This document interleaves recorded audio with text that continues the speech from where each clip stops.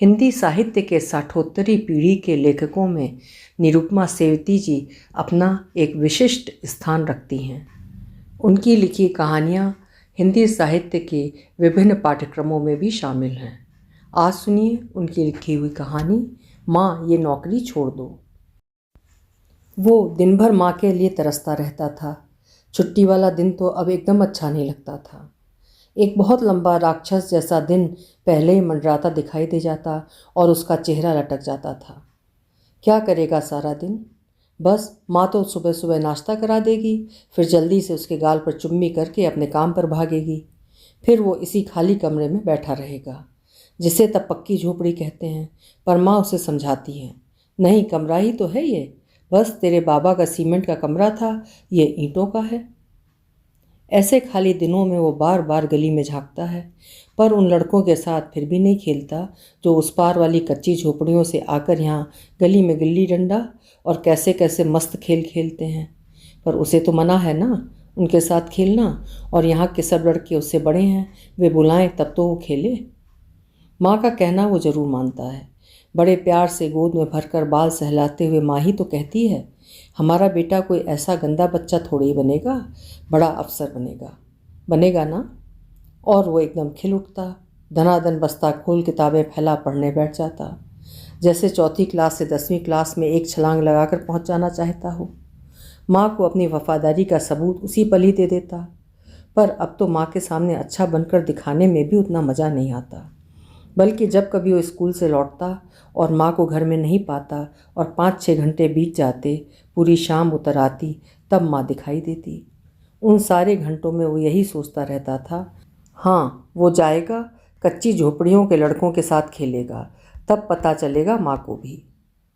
लेकिन हिम्मत नहीं पड़ती थी और वो यही सोचता रह जाता कि पहले वाले काम से तो दोपहर को लौटती थी माँ, क्या हो गया, 30 रुपये बनते थे, पर माँ तो कहती है ज़्यादा रुपए चाहिए, ये 60 रुपये वाला काम है, होगा वो क्या करे। पर माँ को गुस्सा दिलाने वाली एक बात तो वो भी धड़ल्ले से दोहराई देता था। बिना हाथ मुंह धोए खाने बैठ जाता था। माँ डांटती तो भी ढीठ सा बना थाली के सामने आ बैठता। गंदी मिट्टी से भरे हाथ देखकर माँ बरस पड़ती, कंधे पर धौल जमाती, चल उठ हाथ मुँह धो। तब वो उठ जाता और माँ की बोली फिर भी नहीं रुकती, मैं तो मरमर का पानी भर कर लाती हूँ, तू नहाए और साफ लगे, शरीफ घर का सा दिखे। पर जाने क्यों गंवार बनना चाहता है, मेरी भी सुन लिया कर रे जरा। और ये सब बड़ा अच्छा लगता। माँ उसके लिए सोचती है, उसी की बातें कर रही है। एक डरा देने वाली सारी दूरी मिट जाती, जिसे वो इस नई नौकरी के बाद अपने साथ माँ से कम बोलने के कारण कई बार महसूस करता था। बोलेगी भी तो वही कुछ कि आज साहब ने नया सोफ़ा ख़रीदा, आज साहब के घर बहुत बड़े बड़े लोग आए थे, कितना काम था, या आज साहब की दीदी जी ने अपनी सास के दिए बहुत अच्छे गहने पहने हुए थे। उसे साहब की बातें बिल्कुल नहीं सुहाती, पर माँ सारा दिन काम करती है ना वहाँ, इसलिए कुछ और बात अब याद ही नहीं आती इसे। इसीलिए जिस दिन माँ उसे बहुत डांटती तो भी अच्छा लगता था, क्योंकि पता होता कि इसके बाद वो उसे प्यार भी करेगी। पर 8-10 महीने हो गए हैं, ऐसे दिन अब आते ही कितनी बार हैं, और फिर ये लंबे काले से दिन। ऐसे ही एक काला खाली दिन उसे बहुत डराने वाला लगा। अकेला ही गेंद खेलता रहा, कंचे लुढ़काता रहा, और फिर खाली बैठा हुआ खुद ही टांगों पर चिकोटियाँ काटने लगा। कितना रोना सा आ रहा है, क्यों? और वो माँ से मिलने की ठान कर ही घर से बाहर निकला था। 11:30 जरूर बज गए होंगे। साथ वाली बिंदी चाची का लड़का टिफ़िन लेकर बाहर निकला है, अपनी शिफ्ट पर पहुंचने के लिए इसी वक्त निकलता है बाहर। माँ जाने क्या कर रही होगी इस वक्त। अब तक वो 2 बार उसे अपने साथ वहाँ ले गई थी। इस वक्त तो वो खाना ही बनाती है। साहब का ऑफिस भी तो घर के शुरू वाले कमरे में ही है। 1 बजे तक तो काम करते हैं वो वहाँ। ये क्या काम करते हैं? पूछा तो माँ ने बताया था। अरे लंबा चौड़ा सा नाम है, जाने क्या इम्पोर्ट कहते हैं कुछ। मतलब ये कि दूसरे मुल्क से माल मंगाकर यहाँ बेचते हैं, जैसे खरीदना होता है, यहीं ऑफिस में कागज़ पर सही कर जाता है। उसके पल्ले कुछ नहीं पड़ा, और वो माँ को मच्छी करी के लिए मसाला भूनते हुए देखता रहा। अभी भी करी का स्वाद उसकी ज़बान पर बह आया। माँ से कहेगा, घर पर भी वैसी करी बनाओ ना। बाबा के घर में तो कई बार बनाती थी माँ, खुद नहीं खाती पर बाबा के लिए चाव से बनाती।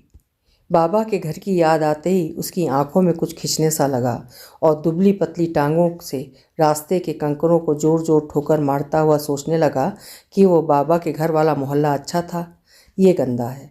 पर अब वो वहाँ कभी नहीं जा सकता। जाए भी क्यों? बाबा के घर का मतलब है काली काली भयानक रात। वो चीख कर उठ जाता। कौन किसे मार रहा है? तड़ाक तड़ाक सटाक सटाक माँ की चीखें। और वो चिल्लाता तो उसे भी दो चार पड़ जाती। सुबह माँ अपने जख्म सेक रही होती।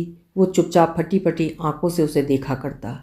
बाबा के हाथ में तो जो कुछ भी आता है उससे माँ को मार देता।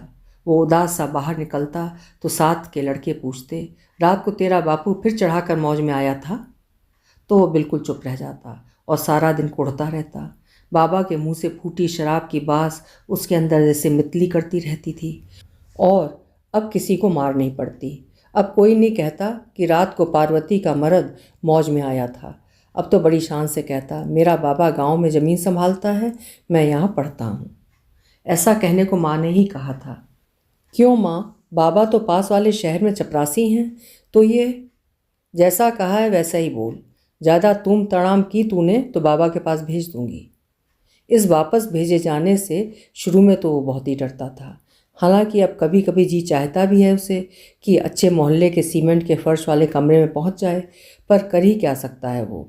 माँ चले तो वो चले ना, और माँ पिटने क्यों जाएगी। इसीलिए वो ज़्यादा यही सोचना चाहता है कि यहाँ तो बड़ा मज़ा आता है, ज़्यादा बड़ा और सुंदर शहर है ये। माँ बड़े बाज़ार में घुमाने ले जाती है तो कितना मज़ा आता है। वहाँ तो गंजी पहनता था और अब माँ सुंदर फूलों वाली कमीज़ बाज़ार से दिलवाती है और उसे टोक टोक कर कहती है, कमीज़ नहीं शर्ट कहे इसे, शर्ट। कमीज़ को शर्ट कहने में सचमुच बड़ा मज़ा आता है। क्यों वे देख कर नहीं चलता? अभी जोर की टक्कर लगती तो। देखा, बिंदी चाची का छोटा बेटा मनसुखा है और वो खुद गली के नुक्कड़ पर पहुँचते ही उससे ठकराया है। अरे ऐसा चुप क्यों है? अच्छा बोल, शाम को पार्क में हम लड़कों का फर्स्ट क्लास मैच होगा गेंद बल्ले का, चलेगा? शाम को अंधेरा हो जाएगा। माँ बिंदी चाची के बेटे के साथ खेलने को मना नहीं करती, पर अंधेरा हो जाने तक दूर पार्क में शायद न खेलने दे। वो चक्कर में पड़ गया था। क्यों बे, तू छोकरा है या छोकरी? अंधेरे में तेरी जान निकलती है। अच्छा अच्छा चलूँगा, अभी टाइम नहीं है बात करने का। हाँ जा बच्चू, अभी तू है ही इतना छोटा, दूध पी गोद में बैठकर। मनसुखा अपने बड़े बड़े दांतों की हंसी दिखाता घर की ओर चला गया और वो शर्म से लाल चेहरा लिए गुमसुम सा खड़ा रह गया और वहीं खड़े खड़े ही रो देना चाहता था, पर कोई देख ना ले। वो इसी डर से तेज तेज चल कर सड़क पर पहुंच गया। छोटा है वो। छोटा कहाँ है, अभी अकेला ही माँ के साहब के घर तक जा सकता है। उसे रास्ता भी याद है सारा। वो कोई बच्चा नहीं है। माँ भी जान लेगी कि वो अकेला वहाँ पहुँच सकता है। उसने बड़े सख्त ढंग से नेकर से बाहर निकली शर्ट के कोने से आंखों में ठहरे आंसुओं को पोंछ लिया था। कई सड़कें पार कर बिल्डिंग की सीढ़ियाँ चढ़कर दूसरी मंजिल पर पहुँचा तो एक बार चकरा गया। कौन सा दरवाज़ा था, किसकी घंटी बजाए? फिर हैंडल से पहचान लिया। हाँ, यही दरवाज़ा है, छोकरी की मूर्ति वाला हैंडल। इसे ही तो पिछली बार कई दफ़ा देखता रहा था। इसे पकड़कर 2-3 बार दरवाज़ा खोल बंद किया तो माँ ने घुड़का था, नहीं रे ऐसा मत कर, साहब गुस्सा करेगा। उसने उचक कर इसी दरवाजे की घंटी बजा दी। माँ ने दरवाज़ा खोला। वो बहुत खुश हो गई। तू आया है, चल आजा, किचन में ही काम कर रही हूँ। गलियारा पार कर किचन तक आया तो माँ का चेहरा थोड़ा सख्त हो गया था। क्यों आया है रे, कुछ काम था? ऐसे ही आया हूँ, उसने आंखें नीचे कर लीं, तुझसे मिलने। माँ चुपचाप आलू छीलने लगी। वो पिछली बार की तरह ही स्टूल पर बैठ गया। आलू छीलते हुए साथ ही माँ बड़े भगोने में कलछी चलाते हुए मसाला भी भून रही थी। ओह, नहीं याद आया, कुकर है ये तो। माँ ने ही बताया था ये नाम।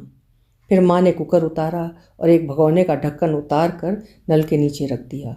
उन सफ़ेद चमकते किनारे वाली मछलियों को धोने लगी। आज फिर माँ मच्छी करी बना रही है। वो जरा चौकन्ना सा हुआ बैठ गया। टड़ाक आवाज़ हुई। मछली की आंख नीचे खिसक गई। ओह, उसने उधर से मुंह घुमा लिया। क्या हुआ रे, डर गया क्या? कहकर माँ जोर से हंसी थी और उसे अच्छा नहीं लगा। माँ का ऐसा हंसना, यूँ कहना, जैसे इस हंसी ने फिर से याद दिलाया हो कि वो बच्चा है और कुछ नहीं समझता। जमा हुआ काला खून जो ही मछली की आंख से बहता देखा था, उसके गले में और भी किचकिचाने लगा था। कौन आया है? तभी साहब की आवाज़ आई। वो अंदर आए तो उसकी तरफ देखा। ओह अच्छा, ये है। उसे लगा साहब की मूछें पहले से ज़्यादा और घनी और नोकीली सी हैं। पिछली बार यहाँ से जाकर वो काफ़ी देर तक खुद को शीशे में देखता रहा था, फिर अपने होठों के ऊपर वाले नरम रोआ को छू छू कर हैरान होता रहा था कि आखिर ये कभी कैसे हो सकेगा, उसके भी यहाँ बढ़िया मूछें कैसे हो सकेंगी। सुन, जरा जल्दी से खाना बना दे, दीदी जी को भी जल्दी जाना है। फिर साहब ने माँ के कंधे को छू उसे जरा सा हिला दिया। ढीली सी क्यों है, जरा तेज तेज हाथ चला। माँ ने सिर्फ गर्दन हिला दी। उसने देखा वो अजीब तरह की घबराहट में है, जैसे मुस्कुराती भी है और डरती भी है। साहब गया तो माँ जल्दी जल्दी काम में जुट गई। वो यूं ही उसकी ओर देखता रहा। जूड़ा ढीला सा पीठ पर खुला था। उसके बाल तो हमेशा से अच्छे लगते थे, और ये जो पीली साड़ी उसने पहनी है, माँ बहुत अच्छी लगती है इसमें। पहले माँ मटमैले कपड़े पहने रहती थी, हाथों में से भी बर्तन घिसने से बनी अजब सी बास आती थी, पर अब हाथों में से बढ़िया साबुन की महक आती थी। धोती भी कितनी साफ चमकती, जिसके साफ सुथरे आंचल में मुंह छिपा लाड़ करने में और भी मज़ा आता है। माँ इस समय भी उसे बहुत अच्छी सी लगी। अचानक ही वो कह बैठा, इतनी जल्दी मत करो काम, थक जाओगी। मेरे थकने की सोचता है? माँ ने स्नेह से दुलारा था। अभी इतना बड़ा नहीं हुआ कि तू कमाए और मुझे काम ना करना पड़े। पर माँ, वो साहब क्यों हिकड़ी बताता है तुझ पर? छी छी, माँ का स्नेह गायब हो गया। खबरदार साहब के लिए कुछ बोला। कहा क्या है उन्होंने? आराम से खाना दे देने के लिए तो कह गए हैं। वो चुप सा होकर रह गया, पर माँ बोले जा रही थी। अपने को लाट साहब समझता है। गुस्से के साथ माँ ने जोर से कुकर का ढक्कन बंद कर दिया था। साहब की बातें इतनी बुरी लगती हैं तो मत आया कर यहाँ। तेरी माँ तो जैसे महारानी है ना, जिसे एक हाथ भी ना हिलाना पड़े और किम ख्वाब पर सोती रहे। वो चुपचाप पाँव के नाखून से स्टूल के पायों को जोड़ने वाले डंडे को कुरोदता रहा। वापस चला जाए, पर कहाँ? खाली झोपड़ी में।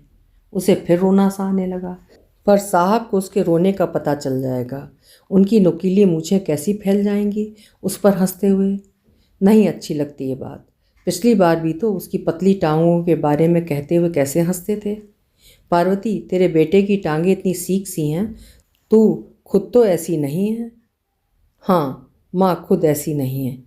जब वो पैर धोती है, घुटनों तक साड़ी के नीचे माँ की टांगें तो कैसी अच्छी गोल गोल सी हैं। पर माँ भी क्या करे, खाना तो कई बार वो खुद नहीं खाती, उसे ही ज़्यादा खिला देती है। तब भी वो वैसा का वैसा ही दुबला सा है, तो माँ भी क्या करे।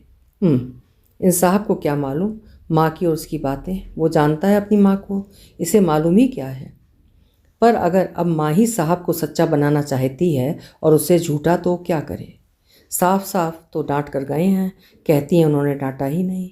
और अपने रुआसेपन की झोंक में ही उसने तय कर लिया था कि वो यहाँ की मच्छी करी बिल्कुल नहीं खाएगा। पार्वती, और कितनी देर है, हमें जल्दी जाना है। साहब की उन दीदी जी को कभी नहीं देखा। अब वो आई तो उत्सुकता से देखने लगा। अच्छी है ये तो, भारी भरकम है, पर हंसता हुआ चेहरा तो है, साहब जैसा चिड़चिड़ा नहीं। तेरा लड़का है ये? दीदी जी ने उसकी ओर लापरवाही से भी नहीं देखा है। हाँ दीदी जी। पार्वती, तेरा आदमी कभी अपने लड़के को नहीं पूछता? क्या बोलें दीदी जी, अभी तो सुन रही हूँ उस दूसरी से बेटा भी हुआ है, और भी हो जाएंगे। अब उसे इस बेटे से लेना भी क्या है। It is disgusting. ये क्या बोली है अंग्रेजी में? जब अंग्रेजी की पहली किताब पढ़ा हुआ वो नहीं समझ सका तो माँ क्या समझी होंगी। हाँ, लगता है कोई गाली सी ही दी है इसने बाबा को। पार्वती जी, तुम लोगों में दूसरी शादी नहीं करते क्या? तुम तो दूसरी शादी कर लो या फिर रिपोर्ट करो आदमी की। ऐसे कैसे हो तुम्हें निकाल कर दूसरी औरत को ले आया? चाहे तो पकड़वा सकती हो उसको। दीदी जी, हम ऐसा काम करेंगी? राम राम, अपने ही मर्द का नाम पुलिस में लिखाएंगी तो नरक में हम ही जाएंगी। तो फिर करोगी क्या? सारी ज़िंदगी अकेले दुख सहती रहोगी? अभी तुम्हारी उम्र 25 से ऊपर तो नहीं होगी ना? माँ ने धीमे से कहा, और फिर एकदम से बोली, आज मच्छी करी अच्छी बनी है, खाओगी तो खुश हो जाओगी दीदी जी। वो तो मालूम है तुम खाना अच्छा बनाती हो। तेरे से पहले जो नौकर था एकदम चोर। भाई तो अकेले हैं, कुछ मालूम नहीं रहा उन्हें। वो नौकर तो अच्छा आटा बेचकर कीड़े मिट्टी वाला आटा ले आता। भाई की तबीयत भी खराब रहने लगी थी। ना दीदी जी, हम ऐसा काम नहीं करती। ऊपर ईश्वर भी तो देखता है। अच्छा आप बैठे, मैं 5 मिनट में खाना परोसती हूँ। माँ ने कैसे चाव से, जैसे खुशी से उछलते हुए कहा है। हाँ, इसी तरह की माँ तो अच्छी लगती है। आखिर के दिनों को तो छोड़ दो, पर उससे पहले बाबा के घर में हमेशा ऐसी ही तो रहती थी। सारा काम भी गुनगुनाते हुए उछल उछल कर करती, और तब उसे माँ के पैरों की झांझरों की आवाज़ सुनना कितना कितना अच्छा लगता था। अब माँ उसी पुराने ढंग से दीदी जी और साहब को खाना खिलाने में जुट गई तो इधर से उधर घूमता रहा। बालकनी में खड़ा नीचे दूर पार्क में देखता रहा। फिर एक चक्कर साहब के पीछे वाले कमरे तक भी लगा आया। बड़ा साफ चमकता कमरा था। पलंग पर कितने सुंदर फूलों वाली चादर, पलंग के पास स्लीपर की जोड़ी रखी थी, आराम कुर्सी की पीठ पर सोने के वक्त पहनने वाला साहब का गाउन। साहब अभी आराम करेंगे ना? 4 बजे वो फिर दफ्तर में बैठते हैं। ये सारी चीज़ें माँ ने ठीक करके रखी होंगी। वो बाबा की चीज़ भी ऐसे ही जतन से संवारती थी। वो झट से रसोई में लौट आया। उसी वक्त दीदी जी चली गई थीं और माँ उसे भी खाना खा लेने के लिए कहने लगी। नहीं, भूख नहीं। चल चल खा जल्दी से, काम खत्म हो, तेरे नखरों की सुनने का यहाँ टाइम नहीं। वो अजब ढंग से सहमा सा गुस्सा तोड़ने लगा, लेकिन मच्छी खाई नहीं जा रही थी। वो काला खून, आँख कैसे टड़ाक से निकली थी। उसने डरते डरते कहा, इसे घर ले चलो ना, रात को खा लूँगा, नहीं खाया जाता। अच्छा, फिर अब घर जाकर थोड़ा सा पढ़ भी लो। वो एकदम से चिढ़ गया। पढ़ने को कहने के अलावा माँ को कुछ सूझता भी है? वो ढीठ हो गया। नहीं, मेरा मन खेलने को है। तो घर जाकर खेल, पर मैं तेरे साथ ही घर जाऊँगा, अकेला नहीं। हाय राम, कितना सता रहा है छोकरा। अच्छा, यहाँ से तू जा, नहीं तो साहब गुस्सा करेगा। क्यों, इसमें भी साहब को? और वो आगे कुछ नहीं बोल पाया। गुस्से वाली रुलाई से गला जैसे छिल गया था। बस बस, अब फिर कुछ बोलना शुरू मत कर। अच्छा ठहर। माँ जरा हंसी थी। उसे हंसी सच्ची नहीं लगी, पर फिर भी वो किसी आशा से भर गया। ये ले 1 रुपया, नीचे बिल्डिंग के सामने पार्क है ना, वहाँ बहुत से खोमचे वाले भी आते हैं, बहुत लड़के भी खेलने आते हैं। तू वहाँ जाकर खेल भी और खा भी ले, जो जी में आए। वो बहुत चक्का सा रह गया। 1 रुपया? सिर्फ खर्च करने के लिए 1 रुपया? उसने झट से रुपया उचक लिया। और देख, 4 बजे से पहले ऊपर मत आना, मुझे बहुत काम है, ये सारा चौका धोना है। अच्छा अच्छा, वो भागता सा नीचे दौड़ आया। 1 रुपया खर्चने के लिए तो कभी नहीं मिला। कभी कभी माँ उसकी गुल्लक में ज़रूर डालती है, और वो भी ना खर्चने की शिक्षा देते हुए। ऐसे रुपया जमा करना सीख, बहुत काम आते हैं ये रुपए। जब तू 10वीं पास कर लेगा ना, तब फोड़ना इसे। कितने रुपए हो जाएंगे तब? इतने सारे, मुझे तो इतनी गिनती भी नहीं आती। 100 से भी ज़्यादा। तब माँ 5 उंगलियों में उसका सिर भरकर फिर झटक देती। जितने तेरी खोपड़ी पर बाल हैं ना, उतने। और वो खिलखिला देता, झूठी हो। तब वो भी ऐसे हंसती कि इसकी आंखों की चमक देखता रह जाता। कितनी अच्छी है उसकी माँ। इस समय भी वो किलक सा उठा। रुपया खूब मज़े से खर्च किया, लड़कों का खेल देखा, घूमा भी, पर इतने में भी 4 नहीं बजे और वो 3:30 बजे ही ऊपर चला गया। मैंने तो 4 बजे आने को कहा था ना। माँ ने हैरानी से गुस्सा दिखाया, फिर एकदम से चुप सी भी हो गई। वो उसके पीछे ही रसोई में चला गया। तब अचानक ध्यान आया कि माँ ने तो वही साहब वाला गाउन पहना हुआ है। यह क्या पहन रखा है तुमने? कहते ही उसे माँ के गुस्से से भरे चेहरे से लगा कि अब उसकी खैर नहीं। तुझे क्या है, चुप करके बैठ जा। इतनी गरज भरी आवाज़ से वो सचमुची स्टूल पर लुढ़क गया था। माँ बाथरूम में चली गई। कुछ देर बाद आई तो किनारे वाली सफ़ेद धोती पहने हुए थी। माँ, वो सुबह वाली धोती। तू चुप नहीं बैठ सकता, टेंटे जरूर लगानी है। और उसने सोच लिया कि अब घर चलने तक माँ से बात भी नहीं करेगा। एक प्याला चाय बनाकर साहब को दे आने के बाद माँ ने ही बात की थी, आज यहाँ खाना नहीं बनेगा, हम अभी बाजार होते हुए घर जाएंगे। इतने में साहब भी आ गया था। देखो, कल सुबह सुबह ही आ जाना, 6-7 आदमियों का खाना है, बहुत सी चीज़ें बनानी हैं। और वो मन ही मन हिसाब लगा गया। इसका मतलब कल फिर खाली घर में अकेले ही स्कूल के लिए तैयार होगा, बस्ता बांधेगा। वो एकदम उदास हो गया। और मैं अभी ही जा रहा हूँ, तुम सब ठीक तरह से बंद करके जाना। अच्छा। माँ ने बहुत रुखाई से चाबी पकड़ी थी, साहब की तरफ देखा भी नहीं। फिर एकदम कड़े ढंग से बोली, हिसाब में रुपए चाहिए, बहुत सा सामान लाना है अपने घर का। हाँ हाँ, तो पहले मांग लेती। साहब ने 10 के 3 नोट फेंके और तेजी से चला गया। कितना लंबा, कितना बुरा सा लगा था साहब। हेकड़ी तो बताता ही है, ओह, मेरा कद कब इतना लंबा होगा, उसने मसमसते हुए दिल में सोचा। जब वे दोनों घर से बाहर निकले तब अभी शाम की धूप बची थी। बाजार पहुंचकर उस चाय वाले होटल में आए जहां हर वक्त रेडियो बजता था और उसे वहां बैठने में बहुत मज़ा आता था। उसने जी भर पकौड़ियाँ खाईं, फिर चहक कर बोला, माँ, इस बाज़ार में घूमने पहले हम बहुत आते थे ना?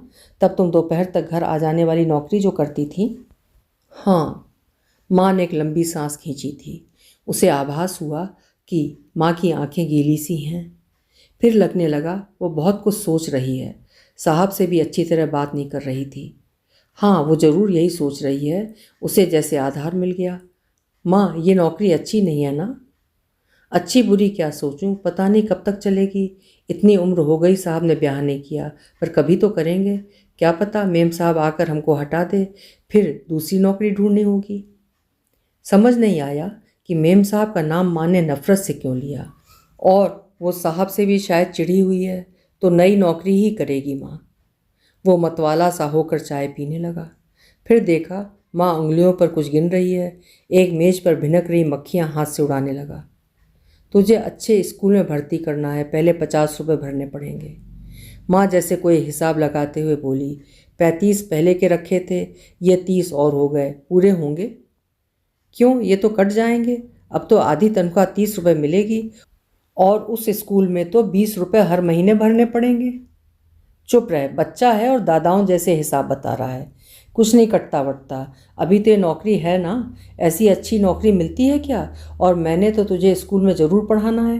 बिना फीस वाले इन स्कूलों में पढ़कर कोई अफसर बन सकता है क्या? उसकी सारी खुशी एक झटके में ही छिन गई थी। हाँ, ये नौकरी कभी नहीं छोड़ेगी माँ, और उसे स्कूल से आकर माँ का इंतज़ार रोज़ ही करना होगा। सचमुच उसे अक्ल नहीं। इस साहब से माँ कैसे चिढ़ सकती है, जिसकी नौकरी इतनी अच्छी लगती है इसको। रास्ते भर वो चुप रहकर यही सोचता रहा और बहुत कुढ़ता रहा। घर की गली आई तो उसे कुछ याद आ गया और खूब बदतमीज़ी से बोला, मैं जा रहा हूँ, देर से आऊँगा। कहाँ जाना है रे? खेलने, बड़े मैदान में। अच्छा जा, बहुत देर नहीं करना। माँ जैसे अब भी कुछ सोच में है। क्या हुआ है इसको, और अब भी जाने से रोका नहीं? खास कुछ पूछा पाछा नहीं। बहुत खींच उठा, इतना कि विवशता भरी रुलाई गले में आटकी। पर माँ बहुत थकी हुई सी लग रही है। क्यों? उसे और भी रोना सा आया, ये सोचकर कि कुछ ऐसा है जो उसकी समझ में नहीं आता। अब वो रोना नहीं रोक सकता, और कहकर भी मैदान की ओर न जाकर घर की तरफ ही चल दिया। पर दूर घर की ओर जाती दिखाई दे रही माँ उसे उतनी ही पराई लगी जितनी साहब का गाउन पहने हुए लगी थी। अभी आप सुन रहे थे निरुपमा सेवती जी की लिखी हुई कहानी माँ, ये नौकरी छोड़ दो। उम्मीद है कहानी आपको अच्छी लगी होगी। कल फिर मिलेंगे। आपका समय शुभ हो।